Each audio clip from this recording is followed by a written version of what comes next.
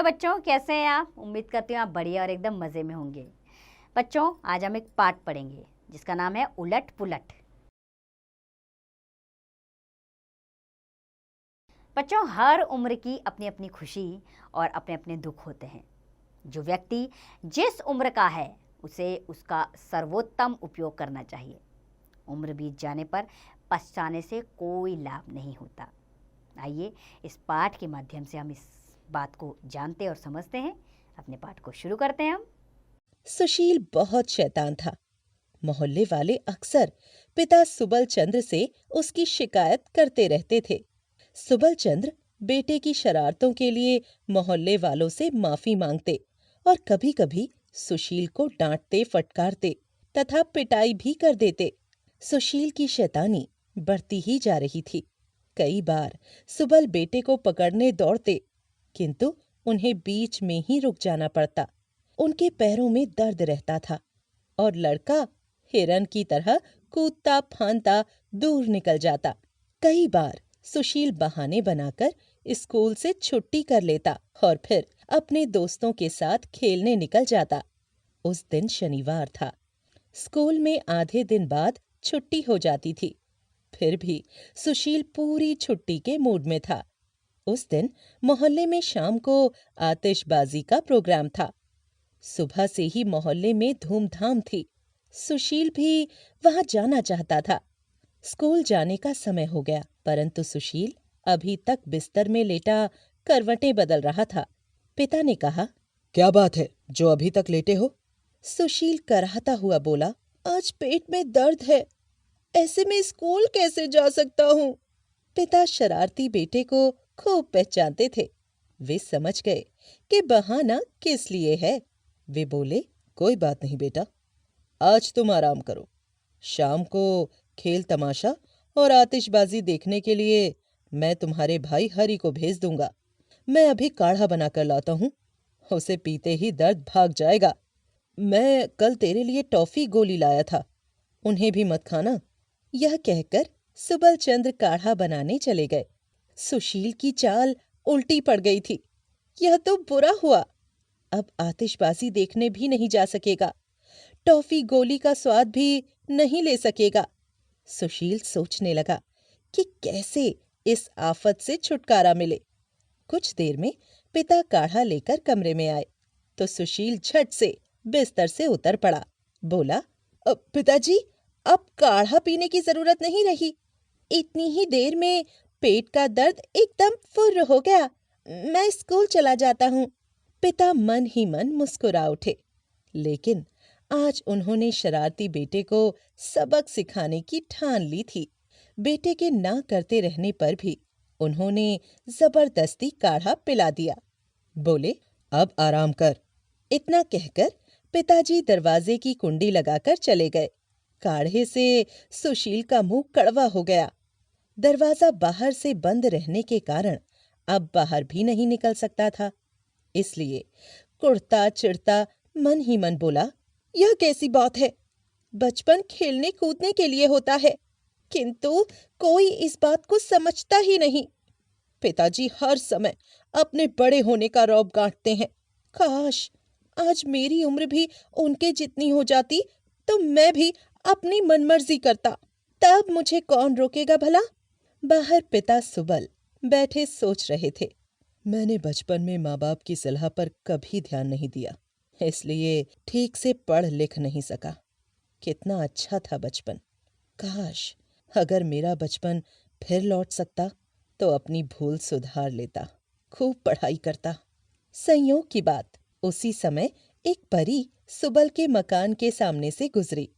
वह अदृश्य थी, उसे कोई न देख सका, लेकिन उसने पिता पुत्र की इच्छा जान ली। वह मन ही मन मुस्कुराई, बोली, तो ठीक है, सुशील और सुबल दोनों की इच्छा पूरी हो जाए। उसका नाम था इच्छा परी। उस रात पिता पुत्र को सपने में इच्छा परी दिखाई दी। उसने कहा, तुम जैसा चाहते हो वैसा ही होगा। फिर तो चमत्कार हो गया। सुबल की नींद खुली तो देखा उसका कद छोटा हो गया है। उनके सिर पर बाल आ गए थे, मुंह में नए दांत आ गए थे। पिता की दाढ़ी मूछ सुशील के मुंह पर आ गई थी। पिता पुत्र दोनों की इच्छा पूरी हो गई थी। लेकिन अब सुशील सोचता था कि अगर किसी तरह वह पिता जितनी उम्र का हो जाए तो अपनी मन मर्जी कर सकेगा, तब उसे कौन रोकेगा भला। पर यह हुआ कैसे? यह सोचता हुआ बरामदे में चटाई पर बैठ गया। मन चाहता था कि उछले कूदे, पर शरीर में थकान लग रही थी। घुटनों में भी दर्द था। घर के सामने एक पेड़ था। पहले उस पर जब भी चढ़ता था तो पिता डांट दिया करते थे। आज उस पर चढ़ने की कोशिश की तो हाँफ गया। डाली का सहारा लिया तो उसके वजन से डाली टूट गई। सुशील नीचे आ गिरा। पास से गुजरते लोगों ने एक बूढ़े को पेड़ से गिरते देखा तो झट दौड़कर उठाया।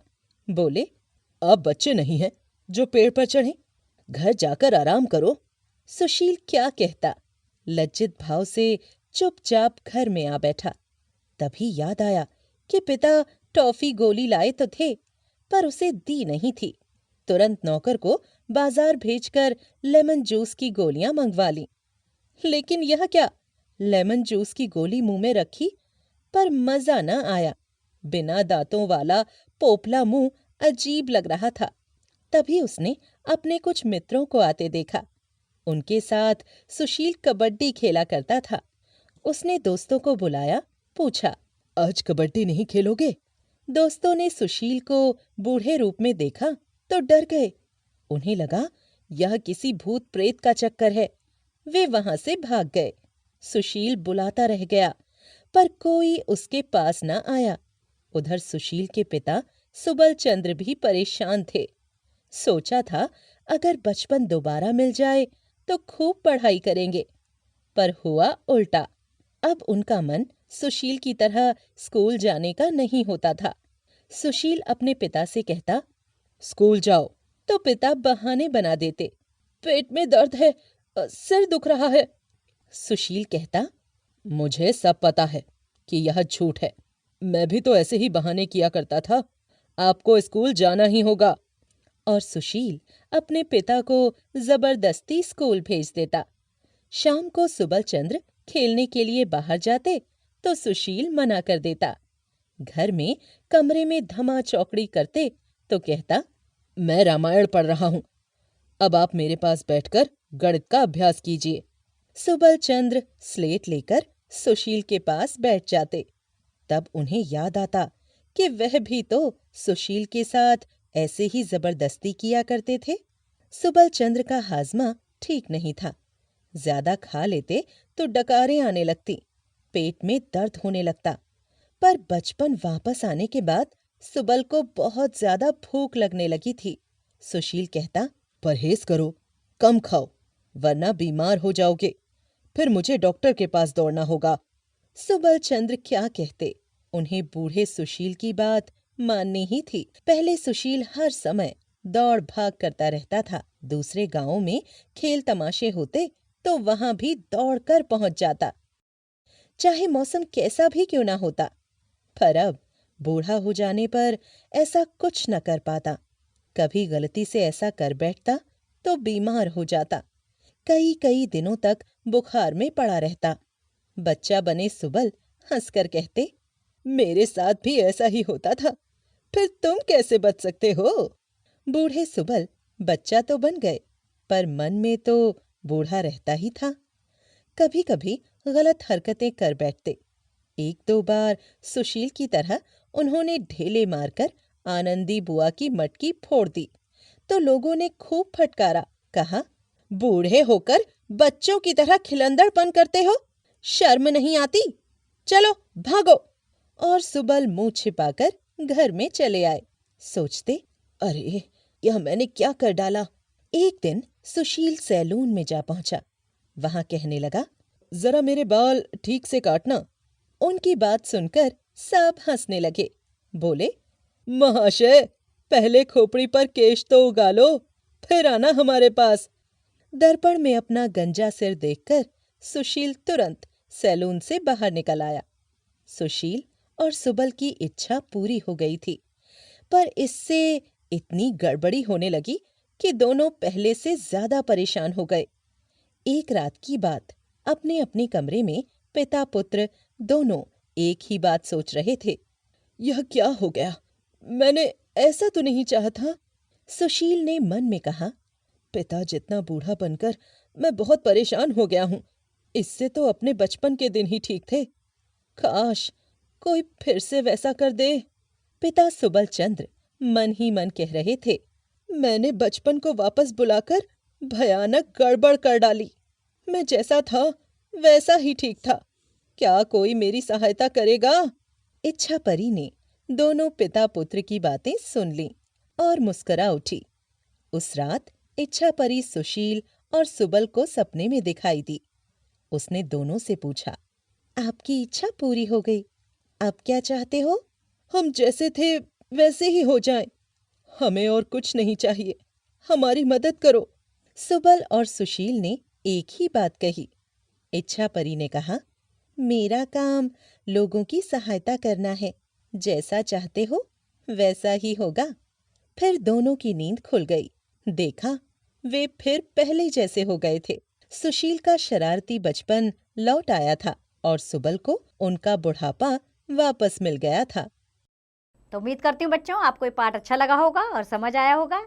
जिसे किसने लिखा है? रविंद्रनाथ टैगोर जी ने लिखा है, जो हमें यह समझाना चाहते हैं कि हर जीवन का मज़ा हमें लेना चाहिए, चाहे हम बचपन में हैं चाहे हम बुढ़ापे में हैं। जैसा जीवन हम जी रहे हैं उसका पूरा उपयोग, उसका भरपूर आनंद हमें उठाना चाहिए, क्योंकि ये जीवन वापस नहीं मिलता है हमें। कई योनियों के बाद हम मनुष्य योनि को पाते हैं, तो इसे व्यर्थ क्यों गंवाएं? फिर इसका भरपूर आनंद उठाते हैं। इस पाठ का अभ्यास कार्य आप स्वयं कीजिए।